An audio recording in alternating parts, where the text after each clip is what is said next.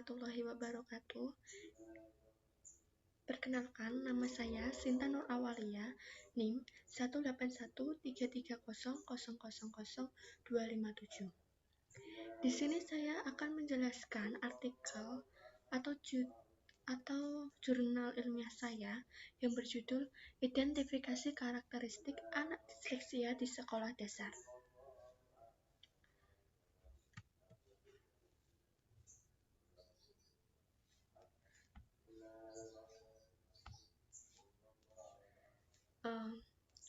Sebelumnya, saya akan menjelaskan tentang pendahuluan terlebih dahulu. Pendahuluan pada karakteristik anak disleksia. Peserta didik di sekolah dasar memiliki kelebihan dan kekurangan masing-masing. Setiap peserta didik memiliki kelainan fisik, sosial, kecerdasan, mental, atau emosional. Salah satu jenis anak yang berkebutuhan khusus adalah anak yang mengalami kesulitan belajar spesifik. Kesulitan tersebut tidak berasal dari keterbelakangan mental, emosi, pendengaran, penglihatan, kemiskinan, budaya, atau apapun itu. Salah satu bentuk anak kesulitan belajar spesifik adalah tipe disleksia. Disleksia merupakan suatu kondisi pemrosesan input atau informasi yang berbeda dari anak normal lainnya, yang seringkali ditandai dengan kesulitan membaca, menulis, yang mempengaruhi area kognisi seperti daya ingat, kecepatan pemrosesan input, kemampuan pengaturan waktu, kesulitan visual, dan fonologis. Nah, pada intinya, disleksia ini jenis kesulitan belajar pada anak berupa ketidakmampuan membaca. Gangguan ini bukan disebabkan ketidakmampuan penglihatan, pendengaran, inteligensia, atau keterampilan dalam berbahasa, tetapi lebih disebabkan oleh gangguan dalam proses otak ketika mengolah informasi yang diterimanya. Anak disleksia dapat dikenali saat usia 7 tahun ketika anak sudah mengenali huruf. Jika disleksia dikenali lebih dini dan diberikan intervensi sedini mungkin, akan memberikan hasil yang baik. Atau sebaliknya, jika terlambat dikenali, maka akan berakibat pada gangguan sosial dan emosional. Guru di sekolah dasar harus mampu mengenali dan mengidentifikasi anak sejak dini yang kesulitan belajar spesifik, agar guru dapat memahami segala kebutuhan dan layanan peserta didik dalam upaya pengembangan diri sesuai potensinya. Pembahasan dalam karakteristik jurnal ini, yaitu karakteristik anak disleksia. Pada dasarnya, di sekolah dasar banyak dijumpai anak-anak sering mengalami kesulitan belajar. Hal tersebut tidak hanya dialami peserta didik berkemampuan rendah, tetapi juga dialami berkemampuan tinggi. Anak yang mengalami kesulitan belajar spesifik akan mengalami hambatan-hambatan di dalam kegiatan belajarnya, seperti pemusatan konsentrasi, gangguan daya ingat, gangguan membaca, gangguan menulis, berhitung, dan lainnya. Salah satu yang paling sering dijumpai pada peserta didik di sekolah dasar adalah kesulitan membaca dan menulis atau disleksia.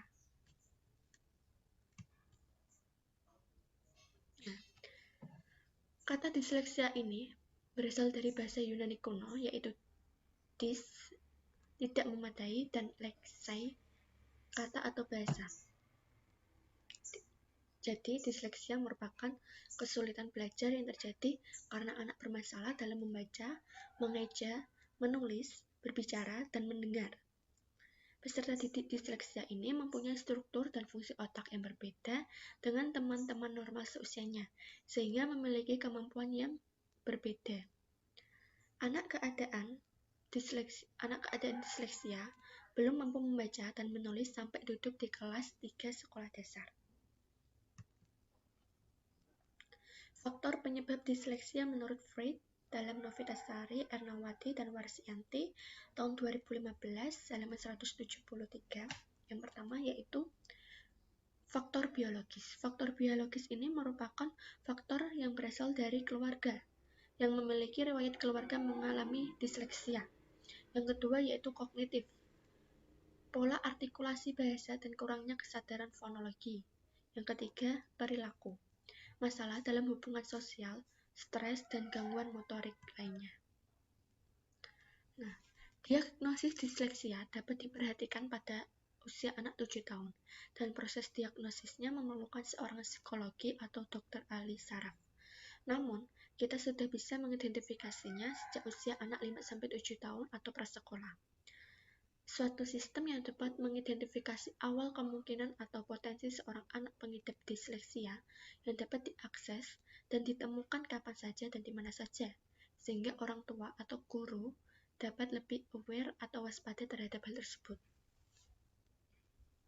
Biasanya anak pengidap disleksia ini dapat diidentifikasi karakteristiknya sampai kelas 3.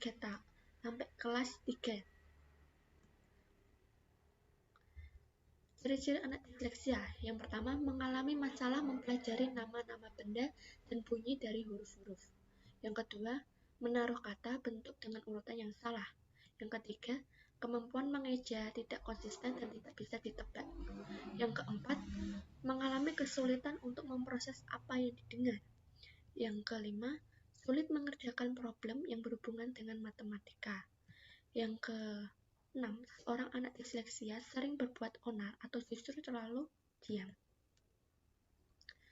Anak disleksia bukanlah gangguan yang mempengaruhi kecerdasan seseorang. Anak disleksia tidaklah bodoh. Mereka hanya lambat dalam hal belajar. Kondisi mental mereka itu tidak terganggu sehingga orang tua tidak perlu memasukkan anaknya ke sekolah luar biasa hanya karena disleksia. Jika anak pengidap disleksia memiliki kebutuhan khusus lainnya, seperti autis atau apapun itu, bisa disarankan masuk ke sekolah luar biasa atau SLB. Pada dasarnya, anak disleksia ini butuh diberikan motivasi agar tidak merasa minder dengan teman lainnya. Terlebih berada di sekolah dasar yang merupakan lingkungan yang dikenal peserta didik sudah mulai mempelajari huruf dan membaca. Ada pun dua bentuk motivasinya. Yang pertama yaitu motivasi intrinsik. Motivasi intrinsik ini berasal dari individu itu sendiri tanpa paksaan atau dorongan orang lain. Anak disleksia merasa dirinya mampu untuk memenuhi kebutuhan pendidikannya, terutama dalam membaca, maka anak tersebut akan mendorong dirinya untuk mencari seseorang di sekitarnya dapat membantunya dalam membaca dan menulis. Salah satunya adalah peran guru. Sehingga peran guru menjadi fasilitator dalam proses pembelajaran bersama anak disleksia. Yang kedua, motivasi ekstrinsik, yaitu jenis motivasi yang berasal dari luar individu. Apakah karena adanya ajakan, suruhan, atau dorongan dari orang lain. Kesimpulannya, yaitu disleksia merupakan kurangnya kemampuan peserta didik dalam mengenal huruf. Bahkan terjadi kasus peserta didik sama sekali tidak bisa membedakan huruf, sehingga mengakibatkan peserta didik tersebut sulit membaca dan menulis. Jadi peran guru di sekolah dasar sangat diperlukan. Selain sebagai fasilitator, guru juga sebagai pembimbing peserta didik disleksia. Jangan sampai salah mengambil langkah memasukkan anak disleksia ke sekolah luar biasa atau SLB, karena akan mengakibatkan emosi dan mental anak merasa down dan tidak percaya diri. Karena anak disleksia ini hanya butuh perhatian atau tindakan secara khusus, tidak perlu ke SLB. Terima kasih penjelasan dari saya. Apabila ada kesalahan, mohon dimaafkan. Wassalamualaikum warahmatullahi wabarakatuh.